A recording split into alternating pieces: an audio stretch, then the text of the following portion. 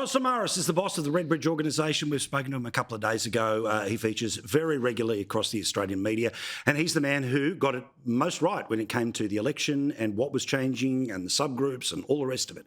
I've already got a couple of emails from people saying, hey, move on from the election. Don't worry, it's not going to be it for the rest of our lives, but this is a bloke who can tell us about what Australia is at the moment and what it demands of its politicians, and if you would like a different result in 3, 6, 9, 12 or however many years Albo plans to rule for, these are going to be the keys. Cos, lovely to see you, mate. Did I get it right about that mortgage holders as an example of a key driver? It was a really good illustration of, how the country moved over that period of the campaign, and whether it was the mortgage holders and obviously those key events that shaped the campaign. Now, we know that the external events, particularly around Trump, had a very profound impact on the body politic of this country. And you could see that with the waves. So you've done a really good job in illustrating how those waves move through. It's important for your viewers to know that, us as pollsters, that's the sort of data we look at, and we can just see things move, and then you dig deep into the data and you quickly realise, what's moving the needle in one direction or the other, and you get a pretty good picture as to what's motivating Australians. And then again, it's up to the political parties to make the most of those movements, right? To see, oh, okay, so that's why they talk about this when they talk about this. This is why, all of those things. Now, was there any other group that moved in a similar pattern? I mean, obviously the result would suggest most, but was there a particular group that was somewhere in February that was somewhere else by Saturday? Yeah, look, the biggest group of Australians that moved from the coalition to minor parties and then preferenced Labor were people in their 40s and 50s who are renting and who have got a mortgage. And you referenced the mortgage component there, but also renters as well. And these two groups, in their 40s and 50s, you kind of see why. I mean, they are in their 40s and 50s and they're renting and they've got a mortgage. They're probably looking at their life ahead of them and they're thinking, hell, I'm probably not going to pay off this mortgage by the time I get to retirement. Lots of anxiety, lots of stress. Clearly not fans of Labor, right, at the beginning of February. And so, they took one look at the coalition and thought, no, they're not offering anything as a solution. I'm off. And they went in. Yeah, can I ask a speculative question? And this is one where there's not going to be the data, but you're going to remember the faces and the voices from all of the people who were talking to you during the election. If there hadn't been that interest rate fall, would that, because obviously interest rate fall meant Labor was able to say, hey, worst is over, we're on our way, we've come up and over the hill. Do you think that interest rate change did open the door to them looking at a different weight of preference? Yeah, absolutely. And so what it did is it gave people license to think, well, I'm going to choose the less of the two evils. Yeah. I don't like any of them. So these voters I've talked about, they went from the coalition to minor parties. Well, at least the mob that are currently in government seem to know some idea what's going on. That's why the interest rates has dropped, and they seem to have a pretty clear policy plan, although I think that most of them are band-aids. So I'm going to vote for them. I'm going to preference them. I'm going to vote for a minor party first. And that's the key, right? And so it's the lesser of the two evils, or, least worst option. That's what's happened here. Now, I'm going to get dangerously close to asking you questions that you charge to answer, so feel free.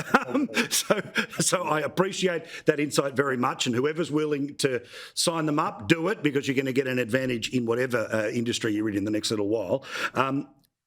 This particularly, I decided for understanding to have the under 50, over 50 and the male female as the general split to try to understand things.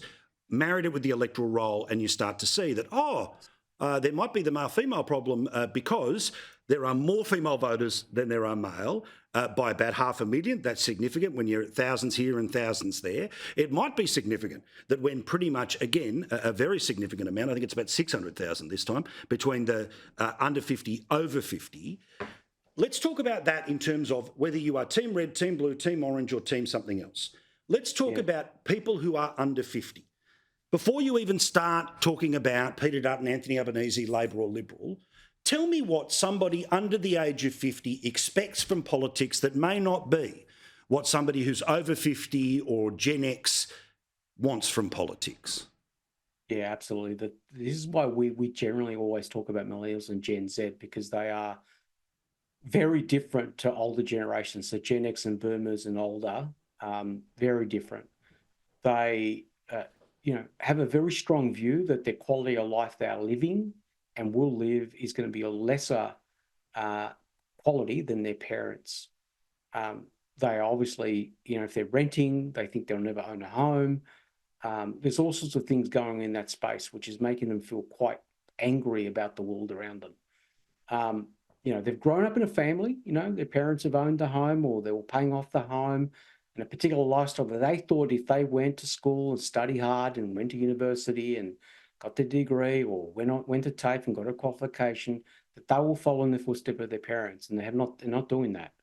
And so there's a lot of anger there.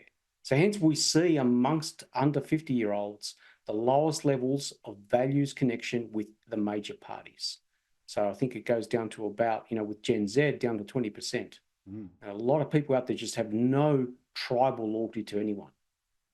So again, there's this concept of conservative and progressive, and that pushes you in one way or the other. As you say, the younger you go, the less that is. But somebody's going to sit and say, well, isn't that the way it's always been? Is there a counter to that perception? Yeah, absolutely. So if you look at our generation, Gen X, we in our 20s, largely 52, 48 towards Labor in general. The boomers have been a bit different. They've become a lot more conservative as they've gotten older. Millennial, we've traced their voting behaviour since they were in their early 20s to now. The oldest one is 44 years of age. Wow. So we have a really good long-form set of data that shows us they're not moving to the right or to conservative politics. Well, one of the drivers is because they've got nothing to conserve, right? They don't own a home. They don't own as many assets as older Australians. So therefore, they don't think of the world like older Australians do. So that's, fundamentally the biggest break. And I think home ownership is the break here. Like Robert Menzies, with the coalition understood that, and home ownership was the epicenter of the Liberal cause. And I think that's been disconnected from the Liberal cause today. So when somebody is sitting in those groups and they're talking about things like home ownership, reality is a unit in a Sydney or Melbourne or Brisbane is going to be the best part of $1 million. They're not going to be perhaps earning, maybe they're earning around 100 grand, the capacity for them to eventually get to a deposit. And this is what was really interesting is that you could see people liked the idea of a lower deposit under Labor. People liked the idea of some of the mortgage repayments being tax deductible under the Libs. I get that the answer is, well, a bit of everything. But for both sides, the reality is that the thing of which people covet is becoming more expensive, and the amount of money that you earn is not as much that will get you to that coveting. So that's the sort of area that they need to be talking about? Yeah, absolutely. So, when I purchased my home for the first time, I was in my 30s. It was probably about, in terms of the price that was paid, around 7 years annual salary. It's now 15. When my parents bought a home, boomers, it was probably 3 or 4 or 5, whatever that is. So going to your point, we're dealing with a generation now that's facing a significant different lifestyle than older Australians, and that's shaping their voting behaviour. I must say that, this term about younger people are more progressive, well, they are, but they're also anti-establishment.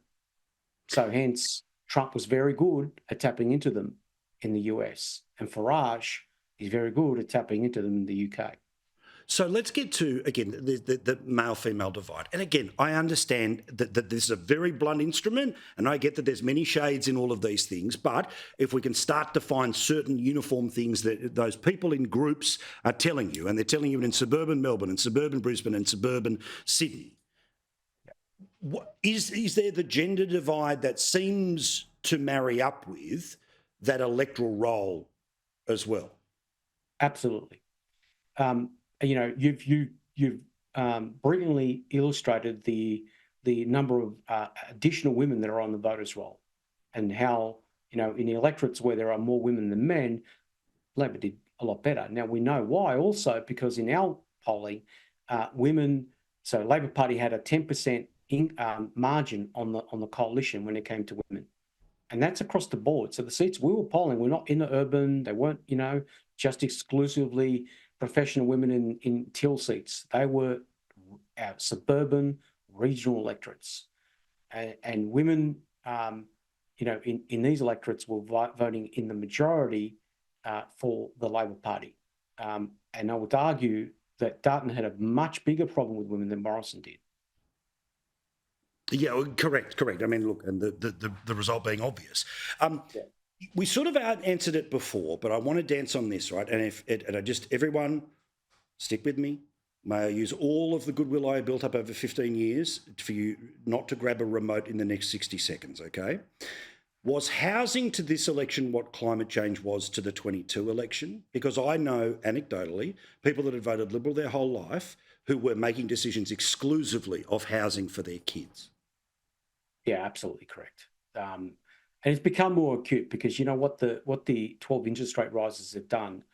It's illustrated to not just those who are in the rental market or having a mortgage, or those who've got kids who've got a mortgage, or those who've got kids who are in the rental market. It's illustrated to everyone just how impactful our housing market is on the lives of younger Australians. And it took those 12 interest rate rises to illustrate that. So yes, you're absolutely correct.